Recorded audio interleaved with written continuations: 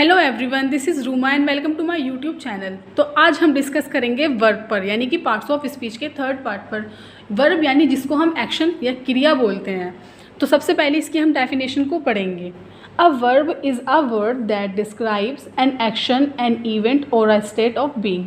यानी कि जो हमारे एक्शन को डिस्क्राइब करे उसको हम क्रिया बोलते हैं या वर्ब बोलते हैं। दूसरे शब्दों में उसको हम एक्शन भी बोलते हैं। सुबह से लेकर शाम तक हम जो भी काम करते हैं उसको हम एक्शन बोलेंगे। एग्जाम्पल से आप समझिए, ही told me an interesting story.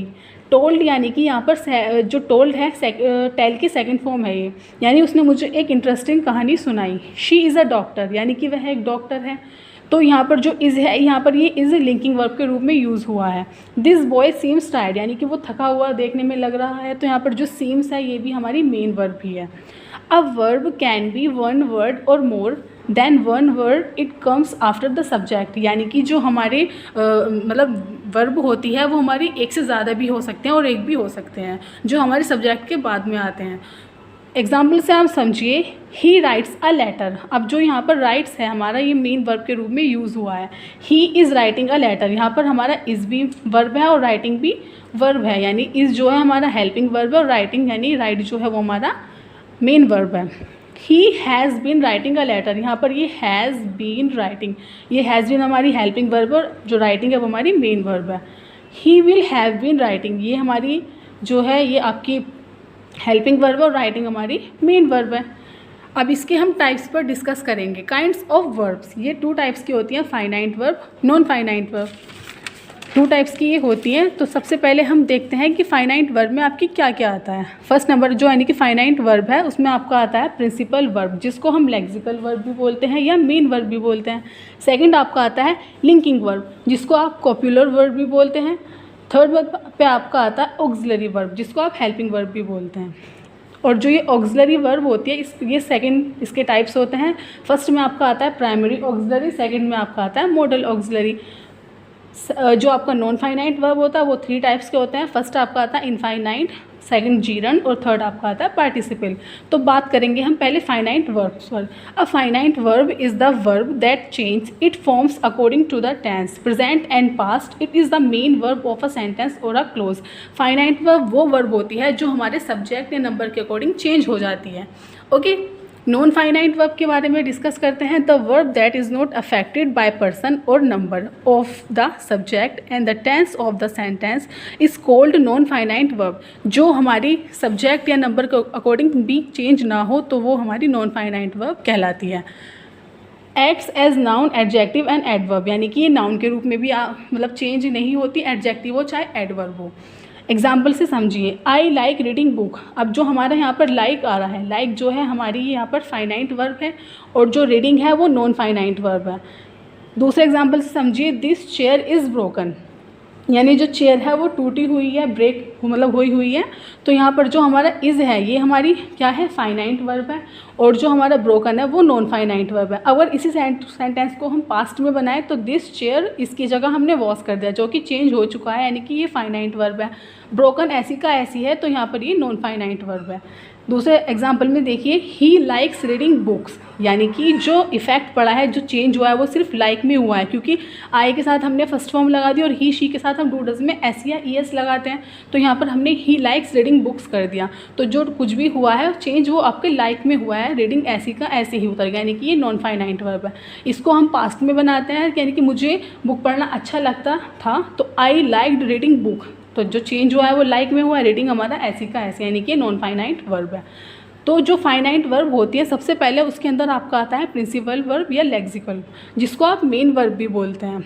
A principal verb is the verb that provides information and is use to express action. It functions as the main verb of the sentence और a close.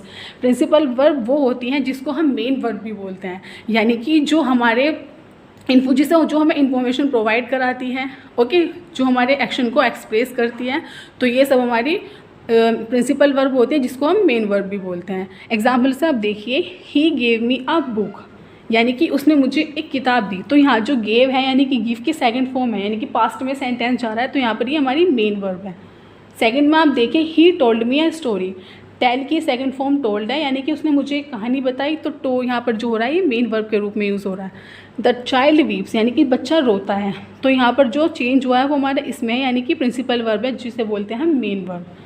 Second आपका आता है linking verb, जिसको आप कॉपुलर verb भी बोलते हैं। A linking verbs connects the subject of a sentence to a word, subjective complement और a phrase and gives information about the subject. Linking verb हम उसको बोलते हैं जो हमारा ऑक्यूपेशन बताता है, जिससे हम अपना नाम बताते हैं या किसी को हम कॉम्प्लीमेंट देते हैं, तो वो हमारा कॉपुलर वर्ब या लिंकिंग वर्ब कहलाता है। इसमें क्या होता है, जब हम सेंटेंस बनाते हैं तो इसका जो रूल होता है वो होता है subject, linking verb, subjective complement, noun, adjective या पार्टिसिपल। इसको आप समझिए कि इसमें क्या होता है। सम लिंकिंग वर्ब्स, सबसे पहले हम बात करेंगे बी। ये बी के रूप होते हैं इज़, एम, आर, वॉज, वर, ये बी के रूप होते हैं। इसके अंदर आपका बिकम भी आता है, आपका लुक भी आता है, आपका सीम भी आता है, grow, taste, appear, feel, get, ये सब इसके अंदर आते हैं। एग्जाम्पल से आप समझिए, दे आर स्टूडेंट, यानी कि वे विद्यार्थी हैं। तो यहाँ जो ये आर यूज़ हो रहा है ये लिंकिंग वर्ब के रूप में यूज़ हो रहा है, क्योंकि वो उसका ऑक्यूपेशन बताया जा रहा है, उन लोगों का ऑक्यूपेशन बताया जा रहा है, यानी कि प्रोफेशन। ही लुक्स हैप्पी, यानी कि वो अच्छा लगता है इस तरह से, तो यहाँ पर उसको एक कॉम्प्लीमेंट दिया जा रहा है, तो यहाँ पर भी एक ही लिंकिंग वर्ब के रूप में यूज़ हो रहा है। थर्ड पर बात करेंगे ऑक्सिलरी वर्ब, जिसको आप हेल्पिंग वर्ब भी बोलते हैं। Auxiliary verbs are the verbs that are used to help the main to express is meaning in accordance with tense और मूड। हमारे मीनिंग को मीनिंग को बताता है, जो हमारे मूड को दर्शाता है।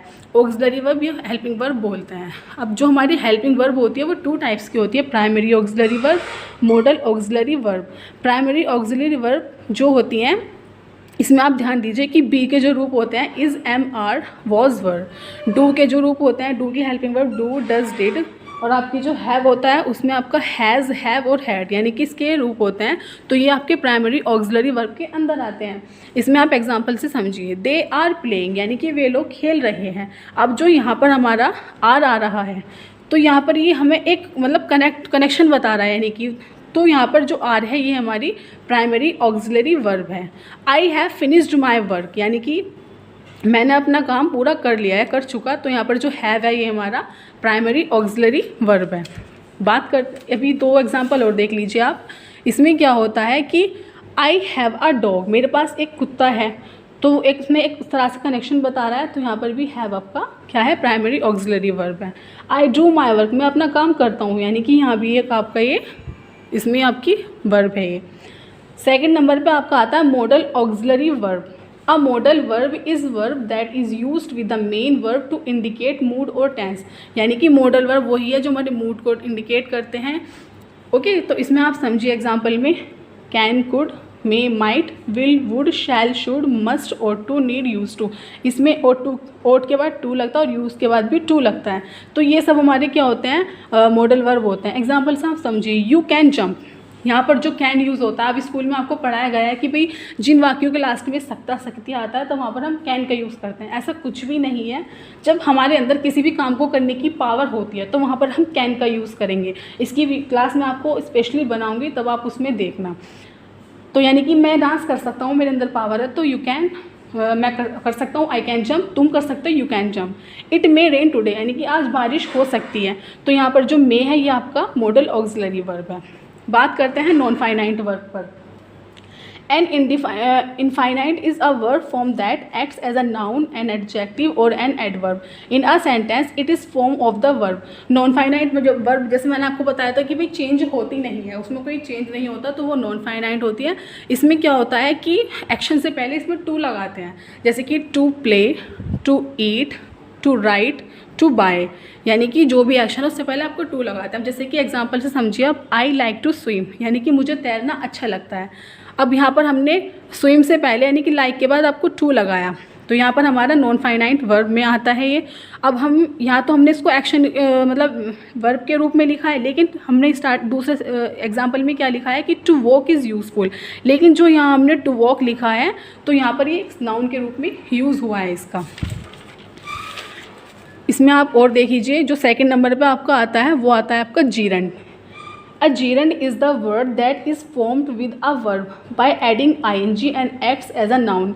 जीरंड वो होते हैं जब एक्शन में हम आईएनजी का यूज़ करते हैं। जैसे कि एग्जांपल से आप समझिए, प्लेइंग, स्विमिंग, डांसिंग, लर्निंग, यानी कि जो हमारे एक्शन होते हैं उसके अंदर हम आईएनजी का यूज़ करते हैं तो वो हमारे जीरंड फॉर्म्स होती हैं। एग्जाम्पल से आप समझिए, आई लाइक स्विमिंग, मुझे तैरना अच्छा लगता है या मुझे पसंद है। तो यहाँ जो स्विमिंग है ये हमारा जीरंड के रूप में यूज़ हुआ है। Walking is a good exercise, यहाँ तो ये ऑब्जेक्ट के रूप में था, लेकिन अब यहाँ पर वॉकिंग जो यूज़ हो रहा है वो एक नाउन के रूप में हो रहा है, लेकिन ये है gerund form. Walking is useful, तैरना मतलब सेहत के लिए अच्छा है, सॉरी चलना सेहत के लिए अच्छा है, तो वॉकिंग इज़ यूज़फुल, तो यहाँ पर ये जीरंड के रूप में यूज़ हुआ है। लेकिन अगर हम इसको ऐसे लिखें कि टू वॉक इज़ यूज़फुल, तो ये फाइनाइट में आ गया, नॉन फाइनाइट में, तो ये भी सही है और ये भी सही है।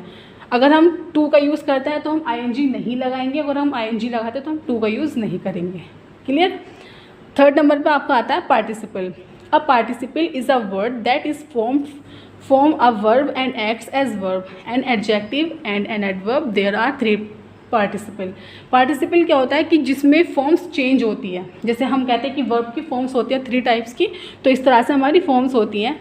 ये 3 टाइप्स का होता है, प्रेजेंट पार्टिसिपल, पास्ट पार्टिसिपल और आपका लास्ट होता है परफेक्ट पार्टिसिपल। तो प्रेजेंट पार्टिसिपल जो होता है base form of the verb plus ING, यानी कि जो वर्ब की फॉर्म होती है उसके साथ हमारा आईएनजी ऐड करते हैं। एग्जाम्पल से आप समझिए, हियरिंग, जंपिंग, सीइंग, वॉकिंग। अब जो यहाँ पर हमने आईएनजी लगाया है ये प्रेजेंट पार्टिसिपल के रूप में यूज़ होता है। जैसे कि दे आर प्लेइंग, वे लोग खेल रहे हैं, तो यहाँ पर जो हमने आईएनजी लगाया एक्शन में ये हमारा प्रेजेंट पार्टिसिपल है। आई सॉ बर्निंग बर्ड, यानी कि जो बर्निंग हमने बर्ड में आईएनजी लगा रखा है तो ये हमारा प्रेजेंट पार्टिसिपल है। लास्ट आपका आता है पास्ट पार्टिसिपल। तो इसमें आपका क्या होता है कि third form of the verb, यानी कि जो आपकी वर्ब होती है यानी एक्शन होता है उसकी थर्ड फॉर्म इसके अंदर आती है। एग्जाम्पल से आप समझिए, जैसे कि ब्रोकन, लॉस्ट, टेकन, बाउंडेड। अब जो ब्रोकन है यानी कि ब्रेक की थर्ड फॉर्म है ब्रोकन, यानी कि ये कंडीशन है, तो यहाँ पर ये ब्रोकन का यूज़ इसलिए किया है क्योंकि ये पास्ट पार्टिसिपल है। लॉस्ट यानी कि लूज की जो सेकंड थर्ड फॉर्म होती है वो होती है हमारी लॉस्ट। टेक यानी कि टेकन, वाउंड की वाउंडेड हो गया इस तरह से। There is a broken chair, यानी कि एक ब्रोकन जो टूटी हुई चेयर है। I have finished my work, मैंने अपना काम कर चुकी है। तो यहाँ पर जो ये कंडीशन है ना, ब्रोकन और आपका फिनिश्ड, तो ये आपके आते हैं पास्ट पार्टिसिपल में। लास्ट में यानी कि आपको जो लास्ट में आता है वो होता है पास्ट परफेक्ट पार्टिसिपल। इसमें आपका क्या होता है कि having plus third form of the verb, यानी इसमें हम हैविंग का यूज़ करते हैं और आपकी थर्ड फॉर्म आती है। एग्जाम्पल से आप समझिए, जैसे कि he took his food, he went to school, यानी कि उसने खाना खाया और वह स्कूल गया था। तो अब इसको हम जब सेंटेंस आपने पढ़ोगे जो क्लोजेस होता है, सेंटेंस को हम कंबाइन करते हैं, यानी कि जोड़ते हैं आपस में, 2 सेंटेंस को एक सेंटेंस बनाते हैं, तो हम इसका यूज़ करते हैं। तो जो पहला सेंटेंस होता है उसको हम उसके पहले सेंटेंस के एक्शन में हम आईएनजी ऐड कर देते हैं और आपकी जो मतलब फॉर्म होती है वो थर्ड फॉर्म हो जाती है। यानी कि हैविंग तो हम लगाते हैं और हमारी जो एक्शन होता है उसमें हम थर्ड फॉर्म का यूज़ कर लेते हैं। जैसे कि हमने हैविंग तो यूज़ किया है क्योंकि हैविंग लिखना है, और आपका टुक जो है वो आपका टेकन हो गया, तो हैविंग टेकन फूड। ओके, हमने ही टुक हिज फूड का हैविंग और आपके थर्ड फॉर्म बन के टेकन फूड, ये सब हट गया हमारा ही वगैरह। और फिर क्योंकि ही बाद में लास्ट में तो ही आ ही रहा है, तो हमने क्या करा, having taken food he went to school, यानी कि हमने ये सेंटेंस को जोड़ दिया, इनके सेंटेंस को मिला दिया। तो ये सब आपका वर्ब के अंदर आता है। मैंने जो भी वर्ब के बारे में मैंने आपको सारी इन्फॉर्मेशन मैं दे चुकी हूँ। कोई भी आपको दिक्कत परेशानी हो आप मुझे कमेंट बॉक्स में